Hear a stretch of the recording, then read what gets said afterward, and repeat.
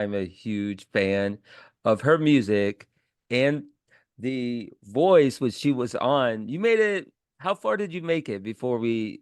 This is gonna be part of the intro. How far did you make it Sure. on The Voice? I made it to top 20. So Amazing. each season is different. But generally there's like a big cut right after the lives start. And I just Uh, got cut in the big, like when a bunch of people are well, they're lost, you know. The right. one, I the know. only Kate Basden. Kate Basden, how are you doing? I'm good. I'm good. This is a thrill for me. I really enjoy your music. It's laid back, my type of vibe, country. I was raised on it, so this isn't like super like traditional, but it's rock country, so I Yeah, like it. Thank you for doing this. absolutely. I'm excited. And talk about let's just get to it. Talk about your journey. How long of a musical journey have you been on? When was Yeah. your start? You're from Durham, North Carolina, correct? Yes. Yeah. Okay. Yeah. So yeah, I truly have one of those like um kind of annoying stories because it's basically like I truly was singing before I was speaking as a child. Um and that's because my mom is also a singer and she is a musician as well and still is a musician. And so I came out of the womb pretty much singing and I heard Yeah. music in the womb and like a lot of other singers grew up singing in church. And so singing has always been Mm. just literally ingrained in my person, like in how I present myself. I'm not a person who walks around singing. I actually can't stand when people do that, but it's definitely a part. Like when I am on stage, I'm more comfortable than I am anywhere else, even in like my Right. bedroom. Like it's ingrained in who I am. So Right. I go ahead. No. Go ahead. Sorry. I So got a yeah, bug I right here. did that and it's like growing up and just singing in church and in school choirs and competing with choirs and things like that. And then around the time I was 14 or 15, my best friend who was in choir with me was taking guitar lessons. And up until this point, I had been taking piano lessons since I was 5. I quit when I was 13 because I was over it. And my mom is a piano teacher, but I didn't take from her because we're too much alike. We had one lesson and my mom was like, nope, send her out. She's got to go somewhere else. And so it was Out funny the because door. yep. Yeah. So my grandmother literally, because my grandmother lived with us growing up, she literally like my mom's students will be coming down the driveway and my grandma would be taking me to my piano lesson away from the house. Oh yeah. Um, and so I stopped when I was 13, but still like played a ton. But I'd never Oh picked up a yeah. guitar until my friend was taking guitar lessons and she just taught me a few chords. And then my uncle plays bass and he was like, oh, these are some other things you can do, blah, blah, blah. And it was like so quick that it was like, I was like, this is my instrument. This is the thing. And that was the switch to really like, oh, I can write songs and I can play songs that I know on guitar and what kind of stuff. So starting at 15, I was already writing a bit with piano, but like that's Hmm. when, and of course that's at such a crux of an age of when no one understands you and you have a lot of emotions that are constantly changing and you think you're in love and all of these things. And so I Right. like literally carried me into that and my parents realized pretty quickly like, oh, this is like there's real talent here, like especially songwriting. um Right. they knew I was talented as a singer, but and I think they knew that my path would always be something in music. I just think around 15 or 16 is when it was like, oh, this is going to be, she's gonna be the artist, like this is what's going to be. And Hmm. so my mom kind of dug into, she was like, I want you to go to music school, you need to go get some training on how to be a good efficient singer. And I was like, you're correct. So she found Belmont in Nashville, Tennessee, and we did a tour when I was a junior in high school and I was like, this is my place, I want to live here.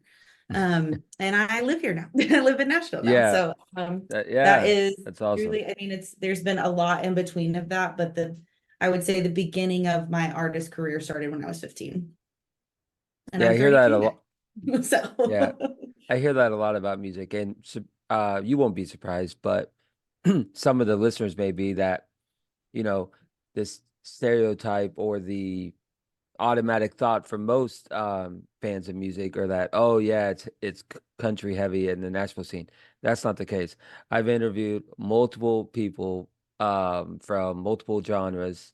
All like Katie, I've interviewed people from all the way from like borderline screamo Yeah, to gospel singer. yeah, So, and Nashville, I lean toward country heavy, but or like rock heavy, but yeah. anyways, my It's point all over the remains is place. that um Nashville's more eclectic, I think, than people realize. Would you agree? Oh, absolutely. So my husband is also a musician, and he hosts a jam every Wednesday night called The Invite.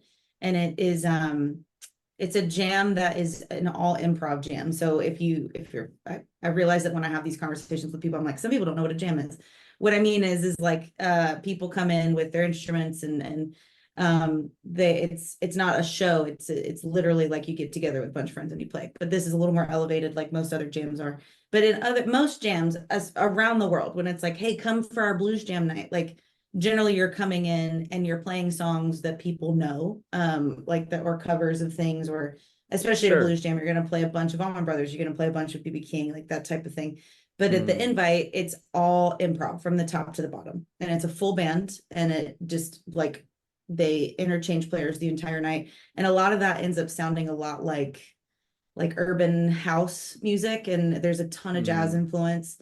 But what's cool is they've built such a cool night that like you never know who's going to be there, because Nashville's also where a lot of people live that are also like large artists that we love. And so like it's right. nothing for like we'll be there, and like Leon Bridges will walk in and he'll sing a verse on something and then just walk off stage. Or like Corey Wong and his whole band will record here when he's doing records. So they'll just come in that night and be the house Wow. band, and you won't know. So that there's literally so much cool music here that is not country. Country literally is found on Music Row and then downtown, and that's about it. The rest of Mm, it is everything else. It's awesome.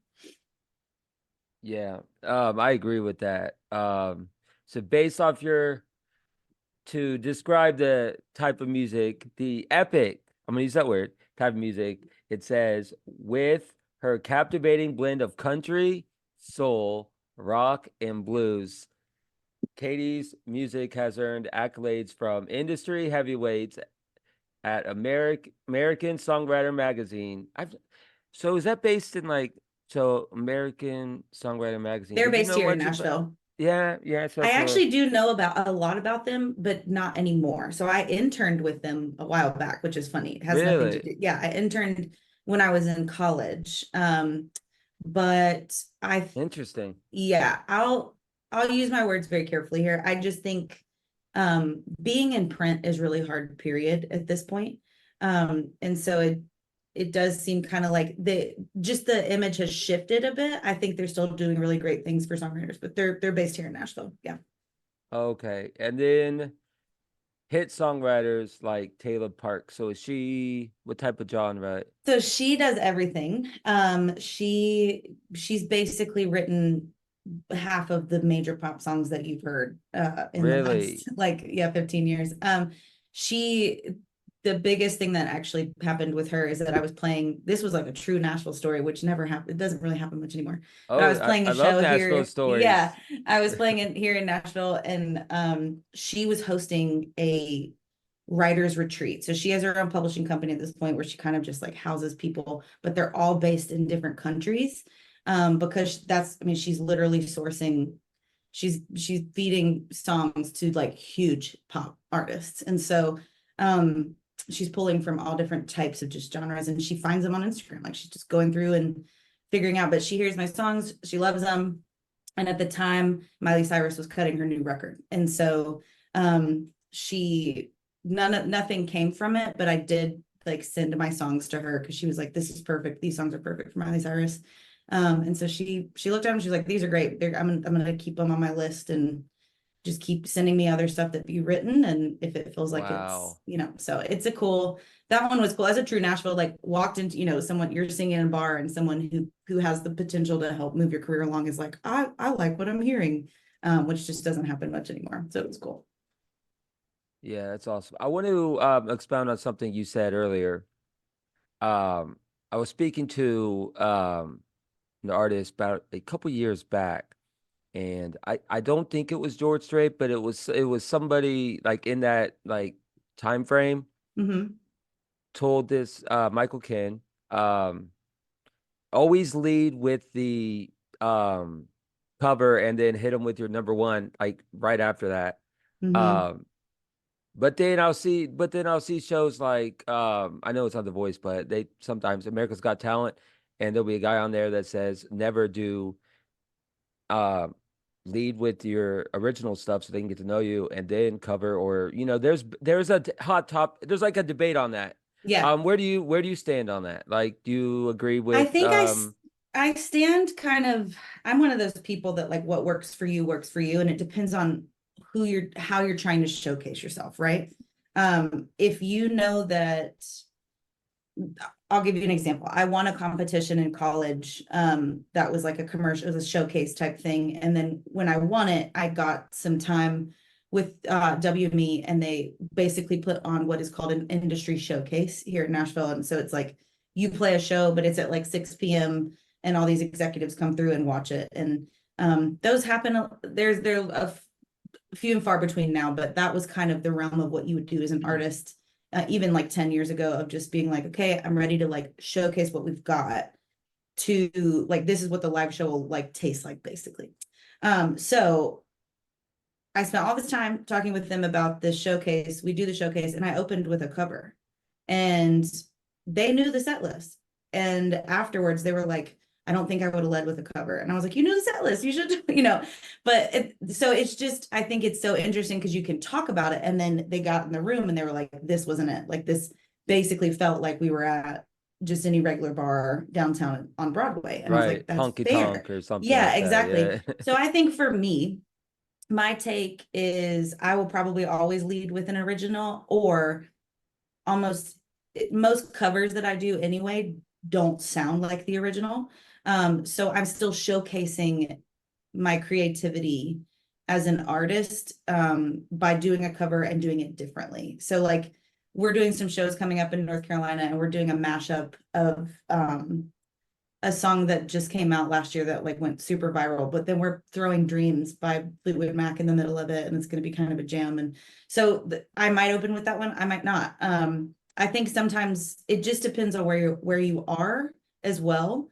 If you're doing a show where people have bought tickets to come see you as an artist, I don't think it matters. I think that's, they're just there to see you. Hmm. You get to do what you want to do. But if you're in a place where you're trying to grab the attention of people, and you're basically trying to prove yourself in some way, shape, or Hmm. form, it might be worth doing a cover, but just make sure for me, I would, if it were my decision and I was like, okay, we have to open with a cover so we can grab their attention, it's always going to be done in the style as if I wrote it, if that makes sense. Hmm. Is So it a it's still showcasing. polarizing? Yeah. Is it a polarizing discuss like polarizing within the industry, or is this more of like a talking head like outside of the like you know what I I'm saying? think, Like yeah, do artists like discuss it themselves, or is this more of a like Joe Smo watching the TV and was like, "Oh, I well, think it's that was both. good," but I think it's both. I think it's a bit of, because what you just said basically is, but that Joe Schmo person is the person who buys the tickets, right? And yeah. so that's essentially your boss. And so if your boss doesn't like what you're doing, granted, you can't please everyone. But if it's, I think it's a bit of both. I think artists kind of go back and forth because we see the comments, we know how people are coming back after something and saying, I liked it, but why did they do all of this? Or way too much guitar, or she shouldn't wear that outfit. You're never going to please everybody, but we Oh, the do, outfit crap. yeah, yeah, we do, like, those things spin in our head. And I've had some really cathartic conversations with other artists about the things that we think about. Like, sometimes we just overthink it. And then I know for myself, when I get to a point like that, I'm like, if I'm going to do what feels good in my gut, and that way, if Yeah. it does come back and nobody liked it, at least I know I liked it. So Yeah. I yeah, understand the, aesthetic look for a show, you're running a show, but like I'm more of like a their voice kind of person. I understand same. looks matter and stuff and sells tickets, I get that, but And I get what you're saying. I didn't mean that in that comment. I just meant like I No, hear I that a hate lot it. about like I'm like so it shouldn't over it. matter what No. like if someone wears like a pink dress versus a red Yeah. like Or if it hoodie or doesn't fit their something or body like correctly or whatever, it just let people be people. Like, come on. Do you look good it every doesn't day that you go to work? No. Ours just I happens to be in mean front of people. Like, it just is that. yeah, exactly. Yeah. Um yeah, that's awesome. So before we started recording, you went vaguely into the nuts and bolts of The Voice. So let everyone know what season you were on, and your experience with that show. Yeah. So I was on season 10, which aired in 2016. And what's wild is 2016 was now 8 years ago, which seems so odd I to know, me. I'm like, pre-pandemic. Wow. pandemic, literally, like I delete it in my head all the time. I'm like, no, that was just one Oh year. That's well, all it I was, didn't mean to bring back Oh, you're that era fine. for you.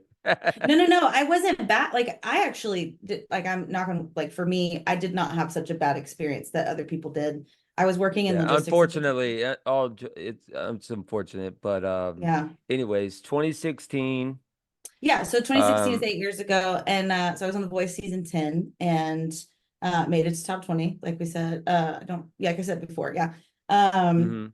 and started on Team Adam. I was the last person on his team to get put on the show. And then during my knockout round, I went to Team Blake. And then I left on Team Blake. So it was cool.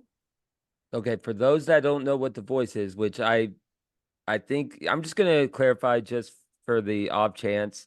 So The Voice is a singing competition show where usually is three people, I think, right? Three judges or four? Four. Is it Hmm. four? Three or four? I've never been good at math, Katie. I apologize. Me either. And basically they like pick these people's um like song and everything like that apart, like their performance. Is that a little harsh, or am I being like they No, dissect you're exactly every right. aspect of it, and then they Yeah, pick which one they think would be best fit for their team based on what they have already? I feel like the ones that go first kind of have an advantage because it's they like do. there's not a puzzle yet. There are the Yeah, puzzle. yeah. Um, so but anyways, and then they pick, and then they've added. I remember watching the originals. I don't think they had battle backs for a while. I think that was like a later ad, but Yeah, now they've added things where I still watch it, but it's not like I was like DVRing it and like you know what I'm yeah. saying, like the first couple. I think we Um definitely were. My mom was super into it when it first came out, so she would like we'd come home and watch it or DVR it for sure. so yeah, you were in what season are they in now? So they do 2 seasons per year, and I actually have a friend. Let me look. I have a friend who's Sorry, currently on. I have a fly that's invading our You better conversation. get him. You better get him. So I I've have been that. like, so I feel like YouTube's gonna make fun of me. It's like, what's this guy? What's this guy like waving for? You're But like, is this your ghost? And you're like, leave me alone. They are. Hold on. They are on season. Look, I could just Google this, but I went to my friend's thing because I have a friend who's on it and he's killing it right now. Go look I up love Tay it. Lewis. He's great. Of Um, course, of course. but We both can name drop people. It's yeah, that's what the beauty is of a conversation, just as name drop people. yeah. How about But this? Anyway, so I'm a they're fan in of the name dropping 20s. people. They're in Oh the yeah. 20s. They might actually be like very close to season 30. I would not be surprised. Like truly, they do two a Um, year. And let's see, NBC, The Voice, odds are I probably watched your 25. season. Mhm. But odds are I probably watched at least parts of your season. Yeah. Allison Porter, who was Curly Sue in the 80s, she's the one who won my season, if you remember that. Mm. But yeah, I had a great time. I had no bad things to say about The Voice. I know that there And are you know other what? people. Wow, I probably could actually listen to your audition. Holy crap. And you I can. probably I Um, they've taken it down no, in I'm some saying in real places, but time. I probably not real time, but when it on air date, I probably oh did. yeah, you probably did. It was in But February I'm of not good 2016. with name. I'm not good with names, but I'm a big like Maroon 5 fan and like Yeah, Adam Levine, and I was like kind of into like the rock scene, punk rock scene. sure. Um, so when I saw that he was that was cool. And then Blake Shelton, of course. I mean, I'm not even gonna go into him. Everyone should know him. And then Right. And then my Reba, season, yeah, Reba, my one of the season goats. is Oh my on it gosh, I now. know. I love that she's on there now. I think she's a great fit. So who were the But yeah, my judges your season. season? Yeah, so the coaches my season were it was obviously Adam and Blake, and then Pharrell. It was Oh one of yeah. his last seasons, and then it was actually Christina's last season. So Christina was the Mhm. other coach. Yeah. So is there any behind the scenes you can share or Yeah. any cool experiences you had or the process of like even getting on? Because I had Kate Watson on, just being name dropping people, and she was saying like for American Idol, there were like 3 rounds before we even get to a round, and then Yeah. I had Carly Harvey on, who was actually tried out for The Voice. She was so like, for those that don't know Carly Harvey, Google her, and Okay. it's a shame. It's a shame. She's like DC's queen of blues, I and love she said that. she. I don't want to speak for her, but Hmm. I think she got screwed. But It, but anyways, so is it similar to like the Idol? Sorry, is it similar to like the Idol where there's like 3 rounds before like the round that people see on NBC? yeah, so it gets casted in a way, if that makes sense. So like it's not that it does get like they don't cast the winner. It's not rigged by any means. But the only bit that is maybe a bit rigged is that like there is a casting company that is not attached to The Voice. Like I mean they are at this point because it's been the same one for 25 seasons. But um they are essentially like going through these auditions and combing through and they kind of pick the like style that they're looking to represent, like the styles and the types of people that they're just trying to represent on the show. In a similar way that like when someone writes a sitcom, you're trying to represent something about life, right? Like generally that's happening. And so they will try to they do a gamut of all types of people, but specifically types of voices. And so um they know what they're trying to elevate for each season and based on sometimes it's just based on like trends of what people like, but they're trying to make sure there's enough of that as people go to the Oh, last bit of my the cat, my auditions. cat. Sorry to cut you off. My cat, You're good. this is not my cat may make appearances because she loves like just, like most I cats, love, yeah. flies. And My then we're dog is having over a here a too. flies, so You're just having a whole party over there. That's what's happening. I love that. yeah. No, Well, so any yeah, fly or bug, she just yeah. that's her Okay. job. That's her job. That's what she's supposed to do. Um, Anyways, go but ahead. yeah, so we like they basically I started through some auditions. My first audition was in New York. I think they've taken most of their auditions off of like it's now done like through Zoom or through like sending videos in and that type of thing. Because there was a lot of just like flying around trying to get to places. So my first audition was in New York for they call them executive auditions. And so Mhm. you do that and then they had reached out to me about auditioning, which what was wild is that summer, both American Idol and The Voice reached out to me within the same Mhm. week to audition. It was so wild. Um, and I was making it through with both ones, but this was the year that American Idol completely like flipped all their judges. Like and it actually took them a while to come back on. This wasn't the break, but this was like, um, it was just that they couldn't figure it out. And I don't, not in a You bad way. It's like literally, I would be like, cool, I'm also hearing from these other things. Can you give me a date of when this is going to air? And they're like, we'll get back to you on that. Cause I just think, do you I think imagine that them being like, who's going to be our mhm. judges? I think that's what was happening. And so, Yeah. I like at the last, I was like, okay, if we'll just figure it out. If they can't give me an answer by this date, I'll go with The Voice. And so I was also, cause I couldn't figure out who I wanted to be with. I was like, they're both great. They both have their own thing, what a decision to make, right? And so Yeah. I like I ended up going with The Voice and was in Poland on a mission trip and leading worship and I got a call and they were like, "Hey, we want to move you forward.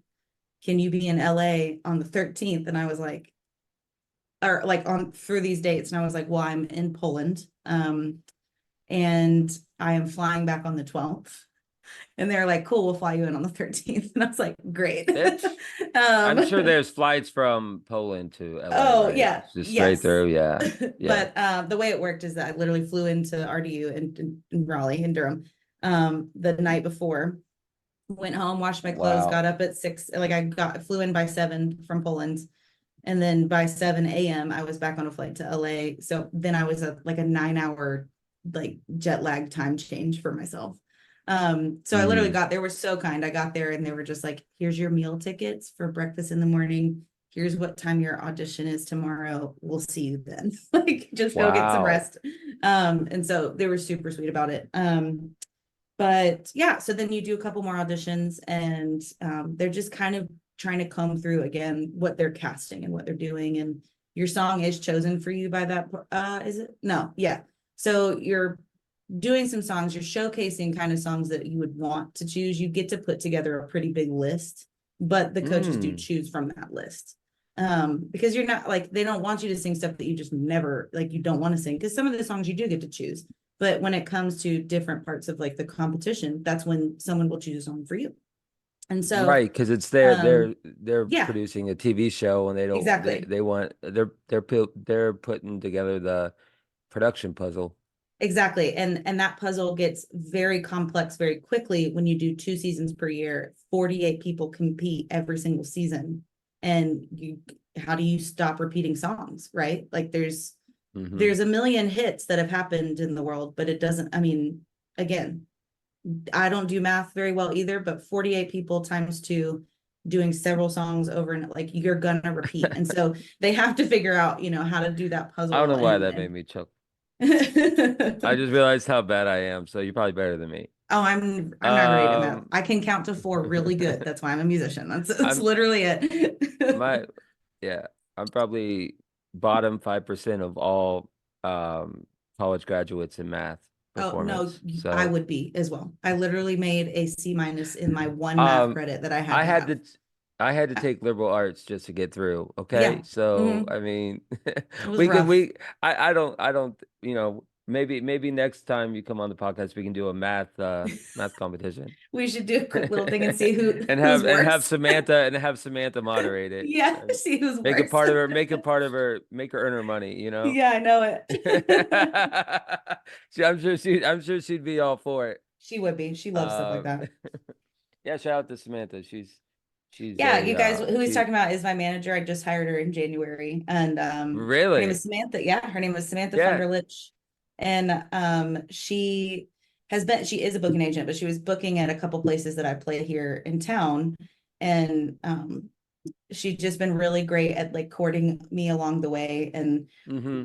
I obviously, like I said, I've been doing this for a while, and people will be like, "Why don't you have a team? Like, go ahead and get a team. This will help." And I'm like, I just nothing has felt right. Nothing feels like Well, you're going to work as hard as me. And Samantha does. And she also believes in my music and in me.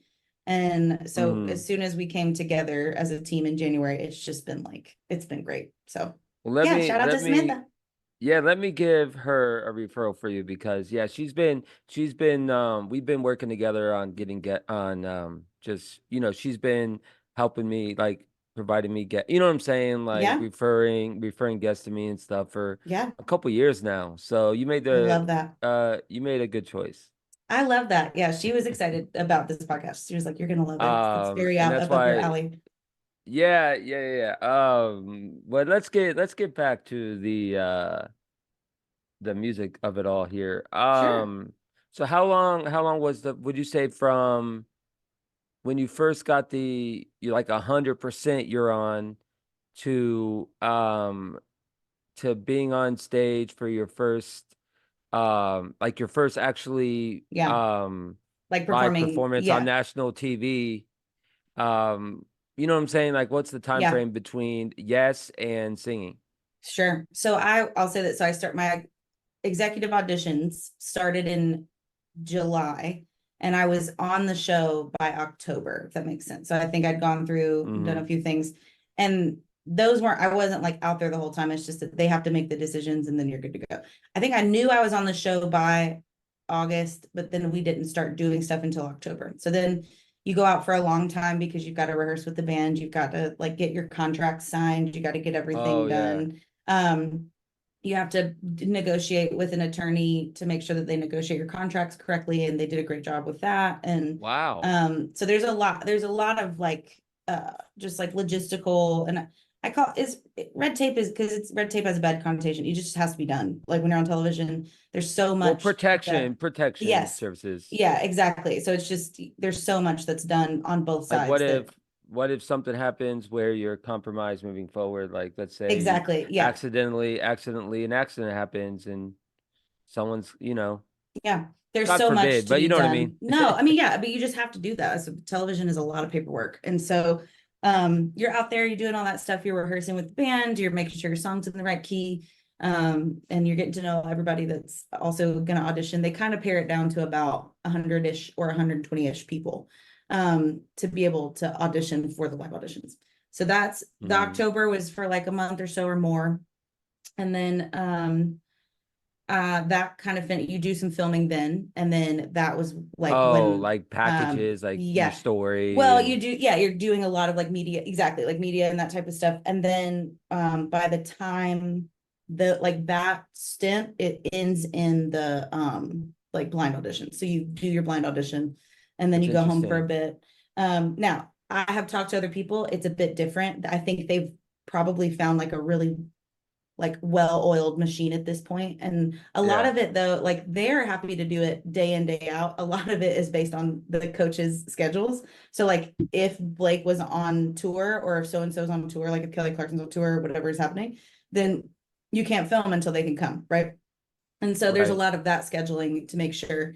Um, and so yeah, so it was basically by the time I was on the show, it would have been October to it aired in February, but I had already gone back Oh, before February because we had to film the battle rounds, which are the next rounds after blind auditions, and then the knockout rounds, which is the round after that.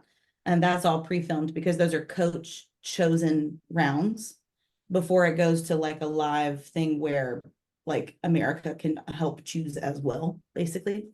Um, and yeah, so then I did that, and then by I think I filmed all the way to like mid-March, which was when we got to the live show. um and yeah, I think I went home mid-March, and then I was very blessed that my season did like an invite back situation. So wow. for the Oh yeah, finale, yeah, the yeah, bring back and sometimes they'll battle do it. They back is some, what they call it, yeah. right? Well, and that was for somebody else got to do that, but for me, it was like I just got to come perform for the finale. So each Oh. of the four, I think, Yeah, like they do each of that the for a lot of people, stuff. Like AGT, I yeah, know does that and like yeah. So I came back and performed with some people on my team, and it was cool. Yeah. that's just nice they do it. They don't have to do that. No, and yeah, That's exactly. thoughtful. I mean, it was a great paycheck, but also like it was nice because I I like mean, but truly had I I had a mean, blast, like I met some great people, and I leaving the show was not like an ego hit. I just I was enjoyed my time there. And mhm. so when I had to leave, it was like such an abrupt thing that I was like, I miss my friends. Like I miss working on television.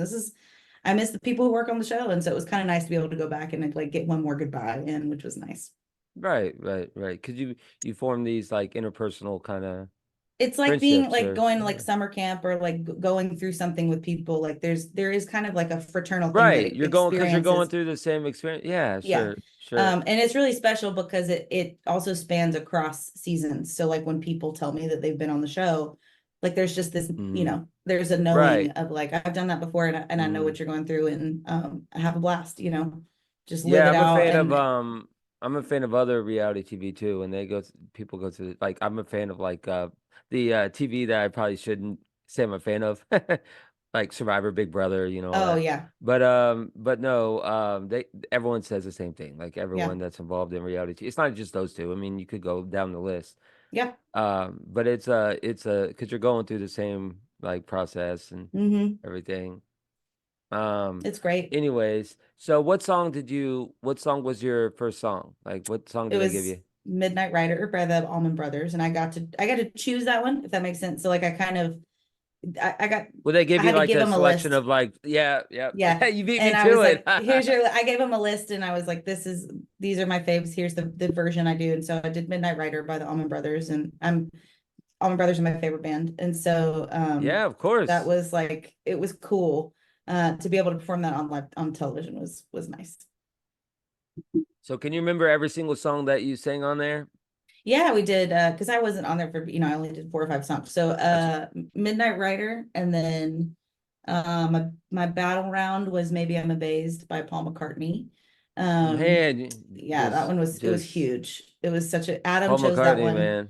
Yeah, Adam chose that one, and it was just, oh my God, like I did it with another like kind of like powerhouse vocalist on the team, and the song was just huge. Like that's the only way I know how to explain Right. it. And We had a good time, but it was huge. And then after that I did Gypsy by Fleetwood Mac. And then that's the one that I saw, yeah. yeah, I think that one is the one that's still just, it's everywhere on the On internet. YouTube. Yeah. And then after that is when I did Georgia Rain by Trisha Yearwood.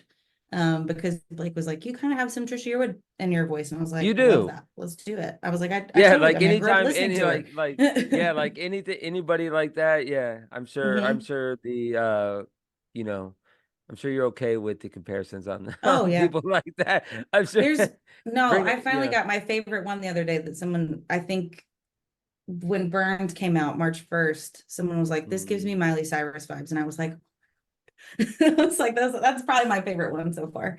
Because well, I think the world of her. What's cool is she was a guest coach. She was one of the, whatever, the yeah, mentor. yeah, Yeah, yeah, she was a yeah, of guest coach course. when I was on Blake's team, and I just, man, gosh, she's so good. Yeah.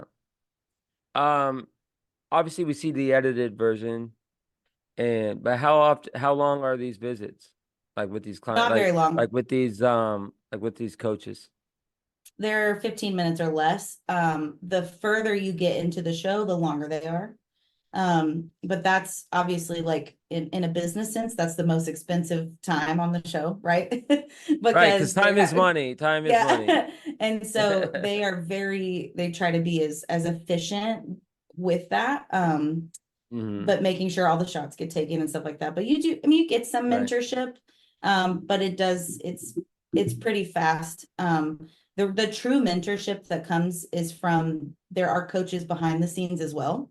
And Hmm. so Trelawney Rose is she's the main vocal coach that's coaching everyone through their like each song. Like you have a voice lesson with her once or twice a week. Yeah. Oh, And so there's a coach she's before the coaching, coach. yeah, she's coaching for the production. And there's some, what's also cool is like they have some like movement, like production type stuff too. Like it's not necessarily choreography, but it's making sure you're like in the right spot, or hey, your body isn't really like matching the energy that you're bringing here. Why don't you come and stand here when you sing this part, and why don't it's all kind of, it's cool because you're getting coaching from all different sides, which is it's just great to have.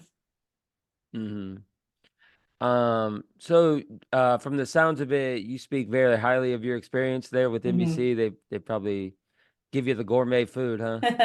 They are just, I think there is something to be said about the voice and the integrity that it holds for itself, like as a whole. And Mm. you just see that from top to bottom. It's kind of like, people talk about Chick-fil-A where it's like, I want Chick-fil-A, whoever to like whoever created however the drive-through is, like they need to run the government type of thing. But like there's something about them that they do such a great job at, like here's the brand and what we go by, which is just Right. uplifting voices, uplifting Yeah. stories, all those types of things. And that integrity is in every single person who works on the show. I'm not saying that like because I know there are people who didn't have as positive as an experience as I did. But I also would say that sometimes it's just a very vulnerable space to be in as an artist, period. So if you are already Mm. insecure about a lot of things, you're going to feel insecure in this space too. And so for me, I just continued to, like, every single morning I was like, it's just gratitude. Like I'm just thankful to be here. Um, and I'm just going to soak up everything I can, because when am I going to get to do Yeah. this again? Right. And so I think that's really more, it's about the perspective. And I didn't really have much of an issue really with anybody else. Anytime I felt like I wanted to give input towards creativity was heard. It may have been Hmm. disagreed with, but like if I was like, hey, I don't like this, I want it to sound this way. they listened. And so it was nice. I mean, it was just kind of it was a huge learning.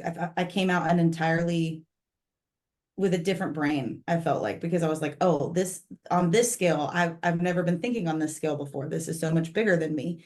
And now I feel like I can scale to this large again if I wanted to. And so it's just kind of, yeah, again, I had a really positive experience, but I think that's because they work really hard to make sure that everybody who works on the show represents that integrity as well. Yeah, I can see that. Mhm. All right, so let's dive into your discography. Yeah.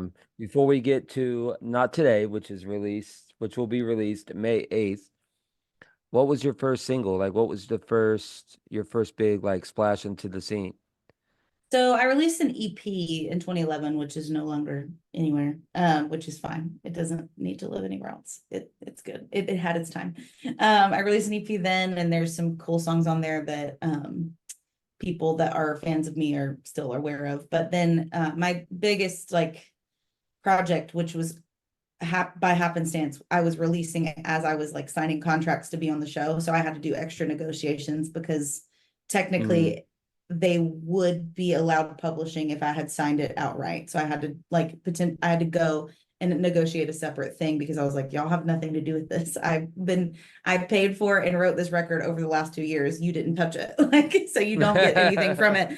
And so that one was called Release the Sound, and it was released in 2015. Um, and there was lots of, I mean, that song, the record is still really, really great. I created it with some friends from college who are all incredibly stellar musicians and engineers, and all have gone on to be on pretty large tours, and it's awesome. Mm. But what's cool with Belmont is that you have access to some really nice studios. So we recorded at Ocean Way Studios here in Nashville.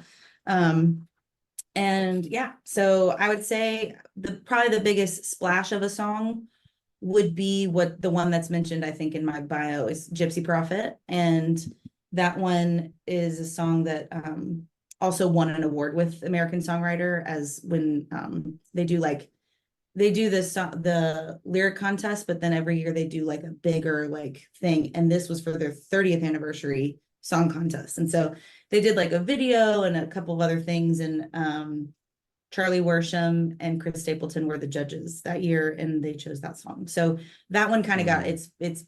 its jump just from that press and that and winning that competition. And I meant the world to me because it's a really personal song that I love, and I still love to sing it. Hmm. So that was probably my first splash. So that would have been like 2015, and here we are. Oh my gosh, 9 years later. I just posted a promo to prepare for this on Instagram, and I used the song "Burned." Yeah, I like that. That one's very, very cool. They're all cool, thank but you know you. what I mean.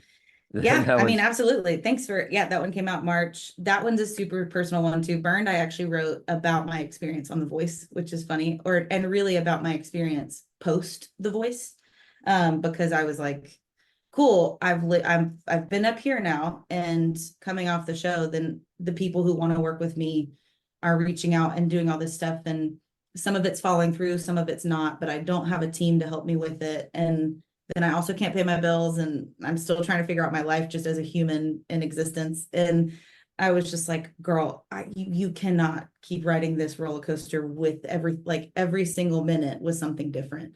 And it would be like vastly different. It would be like the best news ever. Hey, we want to sign you to this record label. And then it would be like, I would find like my car would break down. Like it was just like such a it's normal life Mhm. experience, but I was just like, because I hadn't scaled to something so big before, the excitement Right. was big, right? And then the lows were low. And so I was like, I have got to find somewhere in the middle. I got to figure this out. So that's how Burned was born. Mhm. A question I've wanted to ask somebody for a long time. Um, does NBC or anybody, I mean, does anybody over there, do they ever like touch base with you post show, or is it like, hey, how you been? Or no, no? I've always No, wondered that. I've always wondered no, I that. I'm think not trying it, to throw, no, I'm and just that's wondering. that question gets asked to me a lot. Like a lot of Really? people will ask me, yeah, well, and not necessarily with NBC, but they'll ask, do you still like can do you have like Blake's number in your phone? Like, because in the first couple seasons, he would be like, if you ever need anything, blah blah blah, and they were doing that to an extent, but like at this point, you've got two seasons per Time, year, yeah, all that time and stuff, and so no, that it doesn't really work out that way. I do hear of some other things that like obviously like once that casting company sees you here, they might use you for something else. And so oh, some you're of in their that like has happened your as well. Rolodex. You're Yeah. in your Rolodex Yeah. of I've been reached out to even this past year about a show that actually had nothing to do with being in the Rolodex for NBC, but I was able to tell them that that was a thing. So then they were like, oh, even more like, let's put you on. oh, So it kind of gives you an in as well. If you've mm, already done national television, people are like, yeah, that's gotcha. cool. You're in the lexicon. Yeah, exactly right. Yep. All right, so not today. I see here you said on your release the third or fourth sequel to all my running away songs. Can you Yeah. explain what you meant by that So on the first and EP talk that about the single? I'm excited. Everyone should yeah, check it out. Talk about the yeah. single. So the first, like the reason I say it's a sequel. So on that first EP, there's a song called Runner on it. For Um, sure. on the record, Release a Sound, there's a song called Count on Me to Run. And then there's a couple of other songs that I have that And what's the name of whether they're The recorded or not. EP is That one's not there, but it used to be called Gospel of a Southern Belle, which is oh, I'm no longer okay. really that person. But it's still, I mean, there's great songs on it, but that's what I said, you can't, it's not anywhere unless you bought it then. But Yeah, but is this on an EP or is this just is this like a not today. No, not today's coming out as a single. okay, single? Okay, Yeah. got it. So but I over the years that I've released music, I've got so many songs about running. Like literally, like I will use the metaphor and Oh, I've hit it got it. really hard. So this is like the fourth, truly, if you've been a fan of my music for a while, or if you go back and listen to it, you'll see this like emotional maturity moment of I'm still Yeah. trying to run away from my problems, but at the same time, um, literally the idea of not today is I want to run away from my problems and this is exactly how I'm going to do it. But I'll find my way back just like I always have. I just not today. Like literally. So the idea is to make is just like allow myself this escapism and then shut the door on it and just keep pushing forward. But right now I just want to run away. And so Mm-hmm. that's why it's like it's the fourth sequel of a lot of songs where it's just like, nope, I run away from my problems. There's songs about like relationships or like Count on Me to Run is Mm-hmm. very much like hey, don't get too involved with me because I go, like I go and do my thing. And so it's Count Right. on Me to Run. So it's very much like I think a lot of songwriters do it, but this has been a metaphor for me because it's also who I am. I Mm-hmm. when I get really, really stressed out, I will like literally Google Airbnbs in like the Bay Area and be like, I'm gonna go here. Really? Yeah. I don't do it, but I do like I just need the moment of trying to dream to run away from everything for a minute to be like, I could do that. I'm Wow. not going to, but I could. So Well, thank you for thank you for the can being candid about that because yeah, you know, I think everyone, I think you're just speaking what everyone feels at some point, and if they're not, then if they say they're not, then they're lying, you know. yeah, I absolutely. And the thing is I will always be candid about that stuff because I think it takes so if you ever come to a show of mine, literally I'll make a joke about it being like therapy because If it's I'm ever literally in the area, you should come. But you'll hear my oh my gosh, look at this dog. yeah, I have to He is fly living his somewhere. best life. So my cat sleeps on the top of a rock like on the top of a rocking chair, just like on that vertical Yep, like that's thing. her thing. He just literally just started, I was like, what is the no? Oh yeah, he's doing his like Well, I weird blocked her from my dog thing. room. I blocked her from my room. So when I gave her random access like a month ago, that was the Yep, flavor of the month. yep, And then she got tired of getting, she's like, well, it's nothing special. yep. Because I Isn't needed that my funny? sleep. I started a Yeah. new job and she would keep waking me up at like 3 a.m. And then I'm No. trying to like, I got the period where you're, either make or break, Yeah, office I job, Katie. trust me, I know it. I'm not an, I'm not a superstar like you. And, I'm just a Please normal understand. 9 to 5, clock in, clock out, Yep. drink a thing of whiskey after work, and Yeah. No. I mean, it's totally, it's there. I've done it. I've done it for a while, and it's about creating consistency. So a lot of what I do is could you not be so loud? A No, lot of this what is I good. do We have a is cat. We had a cat cameo. We and have a dog came out. He's dog coming. cameo. This is good. And yeah. So So what anyway, kind but of yeah, so coming to shows is like therapy. And I'm super candid about stuff like that because I always appreciate when other people are for me as well. There's a Mhm. group healing aspect that happens when you share what you've been through, and then someone Right. else is like, oh my gosh, that's me, and I didn't think Similar to it was what we were okay to talking about talk about. earlier, except for a support group, this is Yeah. more of a finding, not saying that's a support, but you know what I'm trying to say. Like No, I mean, I think I always want instead of people to like feel a supported. Yeah. yeah. In a feeling that might make you feel lonely, just understand that the human condition makes us all Mhm. vulnerable to wanting Um to run away or anything like that. I talked about the type of music that you have the elements of your music. Not today. Is that more of a rock vibe? Is that a Yeah. country vibe? Like talk about the actual like genre of this song. Yeah, I think it's probably going to still fall into country, but it's really more of like I would call it like, it's like a folk Americana, or maybe more of like a true, like an American rock drive type of thing. But it'll feel kind of country, it'll feel kind of rock and roll. But it's a faster song, and it kind of just drives itself. It's obviously about running away, so it's got its thing going on. And but I think country listeners will like it, but people who don't enjoy country will also like it because it's just has country elements to it. And it yeah, and obviously your fan base will like it because Mhm. they like everything you do. So They're that's super good. nice. They seem like a good group of people. I'll keep them, I guess. Yeah, exactly, exactly. All right, so yeah, that's awesome. It says here that you Nick Bullock is a National Mhm. Park Radio. So talk about how did that collaboration? What was going on with So that? I just realized my computer is like, it's gonna die. I'm like, no, I'm sorry. Hang Oh on. no, it's Let's see. cool. It's cool. Let's see And what I'll we say do. it on air. I'll say it on air. I apologize about we I had a all right, I'll just say it. It's my podcast. I can just say it. You can say whatever you So want. I had a long like 2 a.m. type of night last night. Okay. It And happens. I passed out.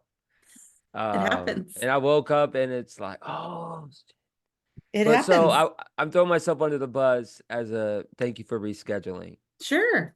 Absolutely. I It appreciate happens. that. And I'm the not usually that never happens to me. I never like pass out like for like 8 hours anymore. But I have to. I usually don't do the 2 a.m. bar crawl anymore, but it was an All exception. right. I'm changing my audio. Sorry. Okay. Yeah, yeah. Can you, can you? So thank you again. Yeah, absolutely. No Because I've been worries. looking forward to this for ever since it was scheduled. Yeah, absolutely. It's fun. You're And I human. was nervous. I'm like she's gonna what a terrible first impression. She's gonna Oh, cancel. But you've it's been nothing but gracious about the reschedule. So, It's fine. It's part of the human experience of like we just gotta have grace for these moments, right? Like you said, you never do it. It happens. It literally happens. mm, Okay. Can you hear me right now? yeah. You It's can? the it's the double on the rocks, Katie. You know? Yeah, It's the it was the double on the rocks. true. All right, so not today. So talk about this collaboration. What was going on there? Yeah. Oh, so with Nick. So Nick produced my husband's last record with his band called the Aqueducts. And so he had reached out to them because he was interested in working with more bands and doing all this stuff. And so he reached out to them a while back. And hold on one second. This dog is come here. Come lay down. Thank you. Live pack podcasting, ladies Live and podcast. gentlemen. But yeah, so he reached out to the Aqueducts and did their record. They put out I think 7 songs last year and this year. And I got to sing background vocals on it. That's what I was going to tell you before about like working. So creating consistency in my work has been a lot of like, I do a lot of demo work, BGV work, song, like Songfinch, which is like an online thing. So like it's not just shows, like there's a lot of behind the scenes. I get to sing, but it's not the same, right? And I love that work too. It's great to have it all kind of shift around. But so I got to work alongside Nick while he was producing their record because I sang BGVs on it. But of course I was like, this is my husband's band. I'm gonna go like sit in Oh, and see how really? That's cool. like Yeah. so it's like I'm gonna go do this, right? I'm gonna go, see how he works. And my husband had come home from his first kind of meeting with him, and he was like, I think you're gonna really like Nick. I think you should, like, he's worked with a couple of artists that I already like as well. And he was like, I think you'll really like what he can do for you. And I was like, okay, cool. And I didn't think he was wrong. I just knew I didn't have the budget to do a new record yet, anything like that. But I was like, sure, like that sounds exciting. So I went and did BGVs for the Aqueducts record, kind of worked alongside Nick for a couple of days and really fell in love with his just style and how he operates in the studio. He's really great at bringing a band together, and he's really great at making subtle decisions that help create music that is uniquely from that moment, if that makes sense. So like, of Yeah, course, sure. things being repeated over and over again because that's what songs are, right? And sometimes if it's not Hmm. broke, fix it. Like write a great pop song, write a great folk song that sounds like another one because it still deserves to be heard. But there you can add elements into something that sounds just like other songs to make it yours. And I think he does a great job of that. But also just supporting and uplifting a moment to be like, that was good. I think you can do better. And he's really great at like hearing things and then pulling just creativity out of people, even just the players in the room, to create something that is truly just unique to the moment. They're not like everyone at that moment in the studio is creating instead of just like, okay, the drummer got hired to drum, like the bass player, like it's a group effort and he leads the charge so well. Mm. And so I watched him do it with the Aqueducts, and then um it came time to do my stuff. And my biggest thing was I was like, listen, I've recorded my own stuff before. I've released a couple singles since the release of Sound Record. And what stresses me out is kind of the whole day and trying to figure out the players and how to afford the players and all that stuff. I was like, and also I suck at time management, and I'm really great at going and finding Obviously, obviously, at from what finding I showed. yeah, I mean, but exactly, like that's what I'm saying. I understand because it's like I'm really great at going and finding work and making money. I'm not super comfortable and great at investing time and money into myself, which needs to happen to continue my career. And so I looked at him and I was like, I basically just want to pay you the lump sum that it's going to be, whatever we end up deciding. But what I need from you is not only just as a producer, I need you to manage the project from top to bottom. So, like, whatever that looks like, whether it's scheduling or whatever you need from me, I need you to give me deadlines. I need you to tell me I need charts by this day. I need this for this day. We're going to have a meeting to talk through production, blah, blah. Like, I needed that because I don't have the drive to continue that because it's just hard. You don't see the outcome, right? You don't see the outcome until Hmm. later when it's done. Um, and so he did such a great job. He was like, yeah, I'm on board. I already do that. And he has such like a really well, like zipped up oiled machine that he does it with. Like he's got it down to a science, which is also really impressive in a world of creatives, right? Like it's nice to be able to create inside of something, like inside of a box, right? Like here's your parameters. Now just go create. Right. And And that that takes a lot allowed, of the burden off of. yeah, it just allowed me space to truly just like, I was like, I just want to walk in and be the artist. And the only decisions I make are about my music that day. And so we did it in 2 days. We did five Wow. songs. Yeah, we did 5 songs in 2 days. And um we only had the band for one day. They crushed. They did so great. And we did vocals and a bunch of other stuff the next day. And he also played guitar on all of these tracks. So you'll hear, and this song that I'm releasing on the 8th is pretty guitar heavy. So you'll get to hear him Yeah. playing as well. But I'm excited to check it out. yeah, he's just great.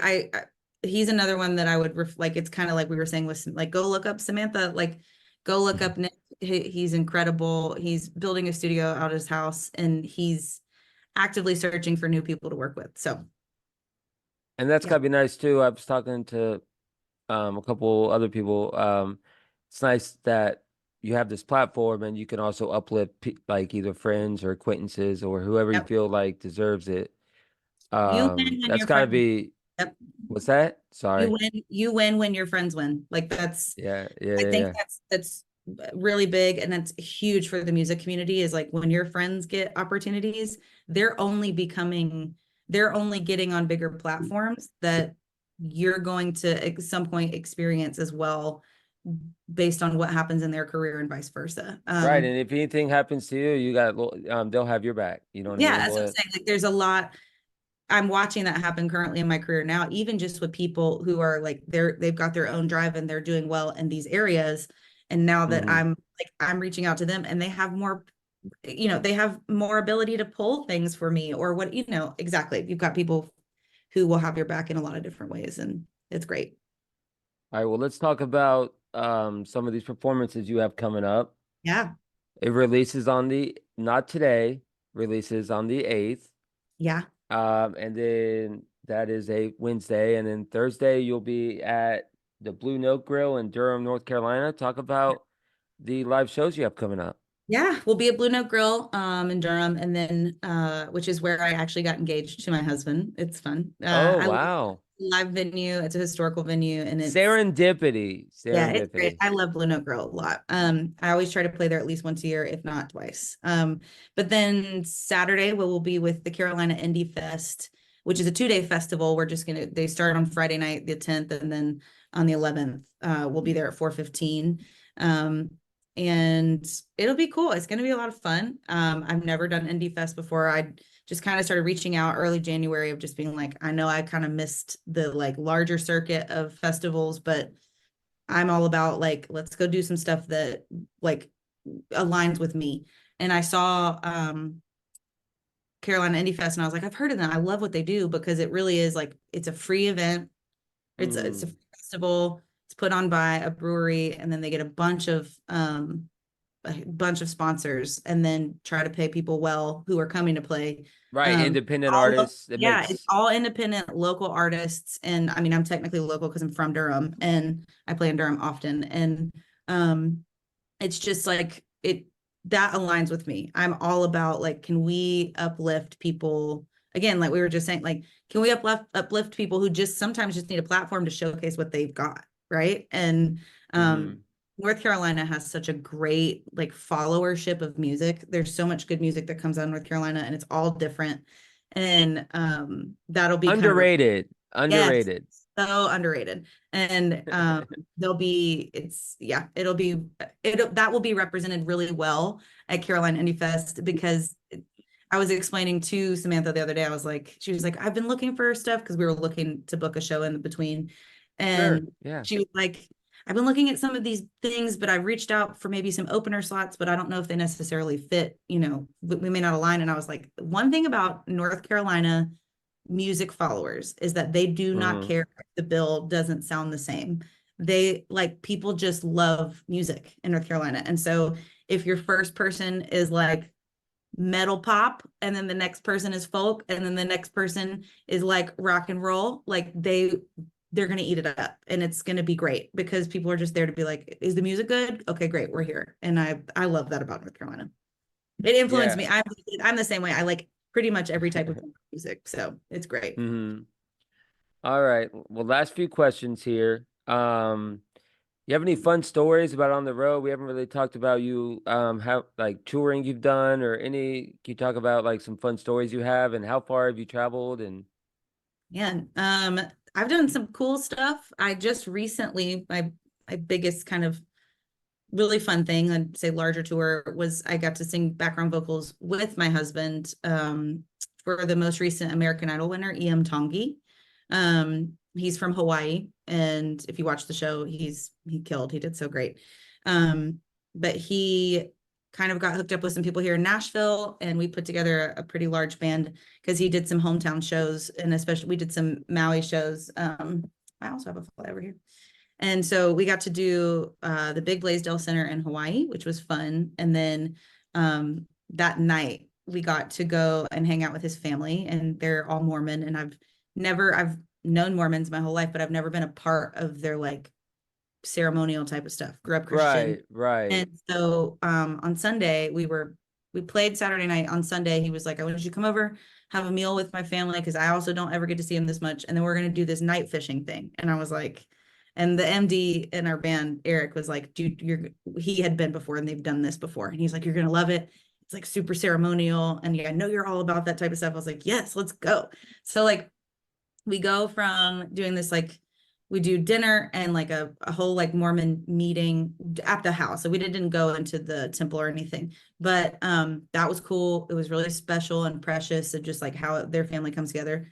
Ian has 70 first cousins. So there were about at this point like 50 people in this house, and it worked. It's What? awesome. That's wild. It was so cool. And so we did that. And but Mormons observe their Sabbath the entire day. So they don't even like cook. They don't do anything that's like laborious or anything like that. So we couldn't do the fishing until midnight. So we like leave his house and we're literally just chilling on the beach in North Oahu, and waited until midnight. And then we did this thing, and it's a traditional like Samoan night fishing thing. And you basically, they kind of show it in Moana a little bit, but it's like they run a net across about 300 feet and Mm.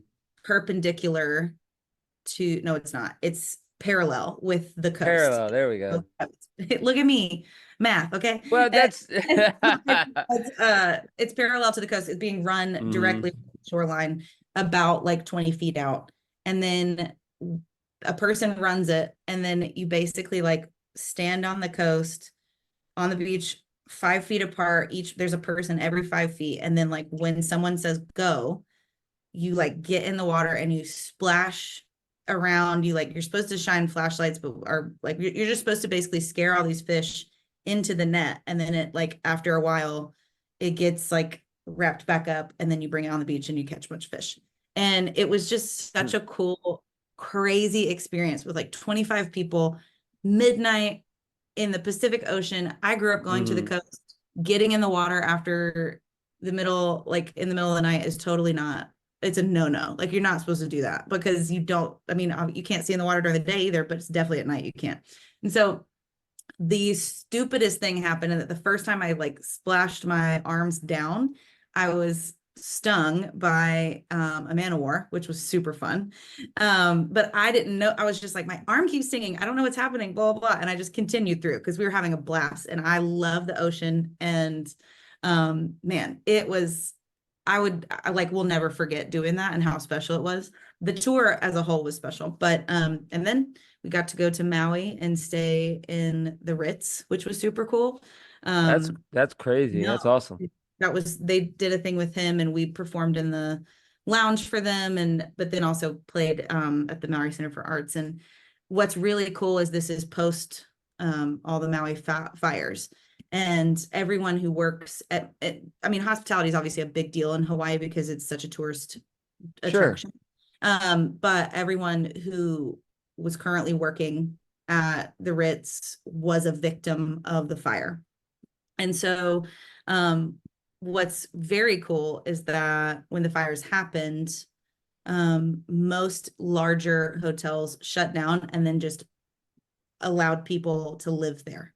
So everybody who was working at the Ritz who was affected basically just everybody moved into the Ritz for like 3 or 4 months. Mhm. So we got to like have some really cool and hard conversations with people. I really don't think the media shared how traumatic it was.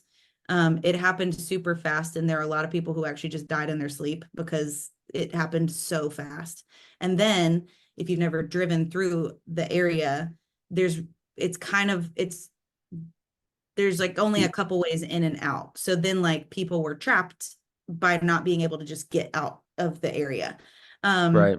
and so there were so many traumatic stories that I heard from people who are literally just starting to build their life together, like back together and piece it back together and lost family members. And so it was a really special time because like things like, especially having Em, who is a Hawaiian native, come and do stuff for other Hawaiians. But then also our last show was like a private show for the victims of the fire. And it just it just makes it makes you remember a lot of times like being able to sing is a gift that helps heal, like it heals people, like, and moments of that, it just allows people who have experienced this incredibly traumatic thing to just like sit and enjoy something that is basically a luxury at this point because they're just trying to piece their life together. No one's going to buy tickets to a show.